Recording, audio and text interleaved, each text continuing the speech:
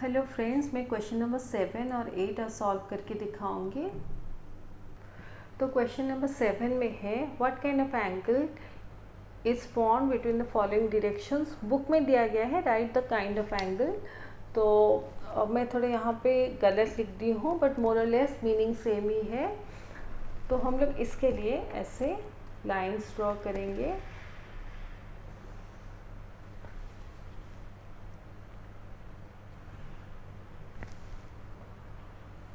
ऐसे two lines intersecting each other draw करेंगे।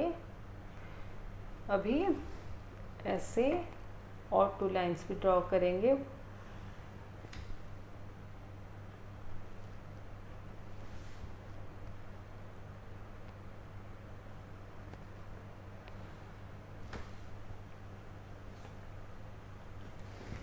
ऐसे अभी ये नॉर्थ है, ये साउथ है, ये ईस्ट है, ये वेस्ट है। और ये जो डायरेक्शन है बिटवीन नॉर्थ एंड वेस्ट, ये नॉर्थ वेस्ट है। यहाँ साउथ और वेस्ट के बीच जो डायरेक्शन है वो साउथ वेस्ट है। साउथ और ईस्ट के बीच के डायरेक्शन साउथ ईस्ट है।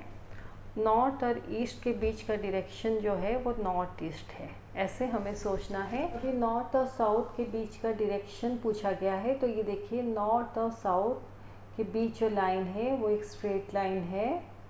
तो ये 180 डिग्रीज होगा। तो एनी स्ट्रेट लाइन एक 180 डिग्री का एंगल फॉर्म करता है। तो इसका आंसर है कि ये एक स्ट्रेट एंगल है। अभी नॉर्थ एंड नॉर्थ वेस्ट, तो ये नॉर्थ है, ये नॉर्थ वेस्ट है। तो दोनों का एंगल देखिए, ये वाला एंगल। तो नॉर्थ और वेस्ट के बीच 90 डिग्री का एंगल होता है। और जो नॉर्थ एंड नॉर्थ वेस्ट है, जो भी एंगल है वो लेस देन 90 डिग्रीज है।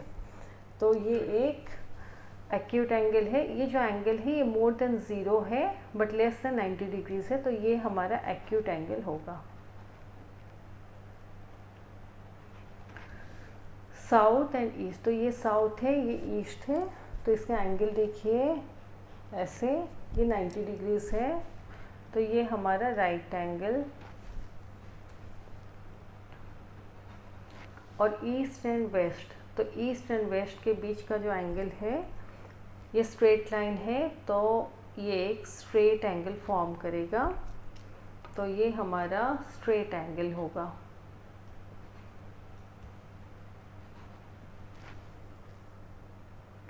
यहाँ इनिशियल जो नॉर्थ एंड साउथ का एंगल पूछा गया था, आप उसको ऐसे सोच सकते हैं। ये तो स्ट्रेट लाइन के ऊपर ये एंगल है, इसलिए ये एक स्ट्रेट एंगल है। आप लोग यहाँ पे एक चीज़ याद रखिए, जैसे एल शेप्ड एंगल्स होते हैं, जैसे ये स्ट्रेट एल है, ये 90 डिग्रीज होता है। इस टाइप ऑफ एल है तो ये भी 90 डिग्रीज होता है।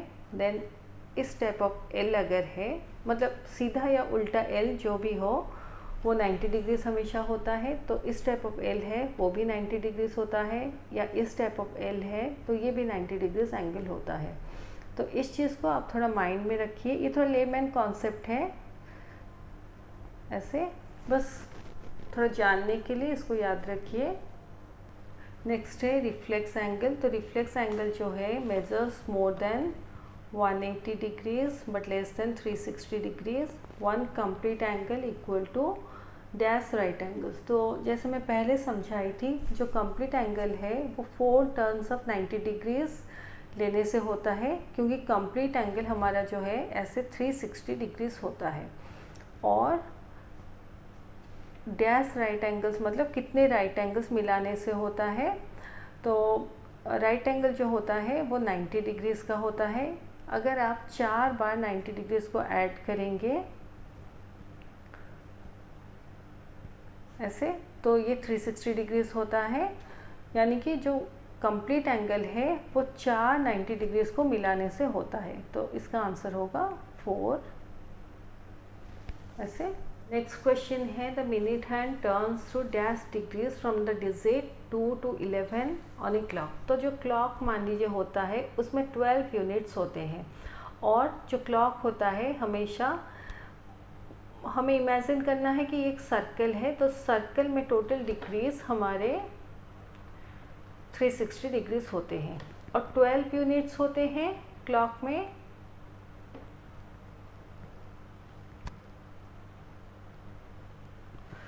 तो जो 360 डिग्रीज है वो 12 यूनिट्स में इक्वली डिवाइड होता है, यानी कि एक यूनिट में, ऐसे हम लोग करते हैं इसको, 12 यूनिट्स में यूनिटरी मेथड अप्लाई करेंगे इक्वल टू 360 डिग्री। तो 1 unit equal to 360 degree by 12 equal to 30 degrees. कैसे, ये देखिए 360 बाई 12 जो है 12 इंटू 3 हमारा 36 होता है, 3 2 जा 6, 3 1 जा 3। क्योंकि 360 बाई 12 है तो 12 1 जा 12, 12 3 जा 30 से 360 है तो इस एक ज़ीरो हो जाएगा 30।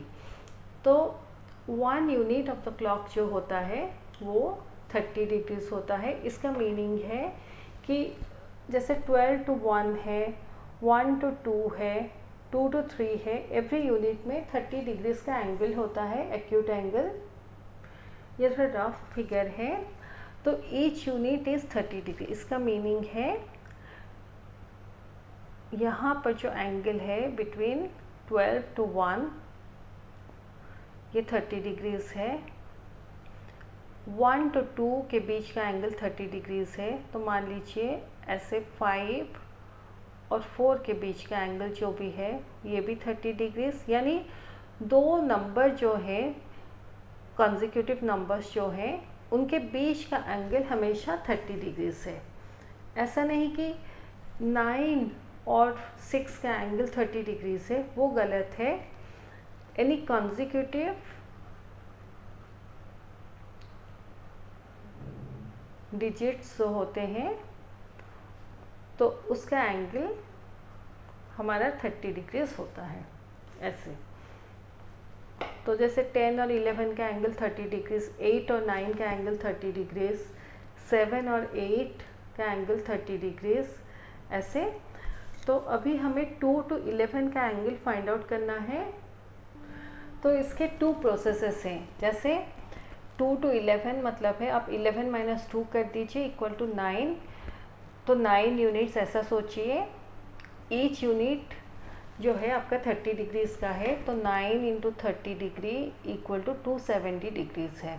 ऐसे आप सोच सकते हैं। अदरवाइज़ आप लोग ऐसे मैनुअली भी इसको सोच सकते हैं। जैसे 2 to 3 एक यूनिट है, 3 to 4 एक यूनिट है, ऐसे एक एक स्टिक टाइप का लगाते जाइए। 4 to 5 एक यूनिट है, 5 to 6 एक यूनिट, 6 to 7 एक unit, 7 to 8 1 unit, 8 to 9 1 unit, 9 to 10 1 unit, 10 to 11 1 unit.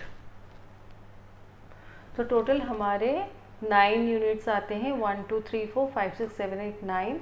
Each unit हमारा 30 डिग्री से, तो 9 के साथ 30 डिग्रीज को मल्टीप्लाई कर दीजिए। 9 इंटू 3 27, क्योंकि ज़ीरो है तो और एक ज़ीरो लगाएंगे 27 में, तो 270 डिग्रीज होगा।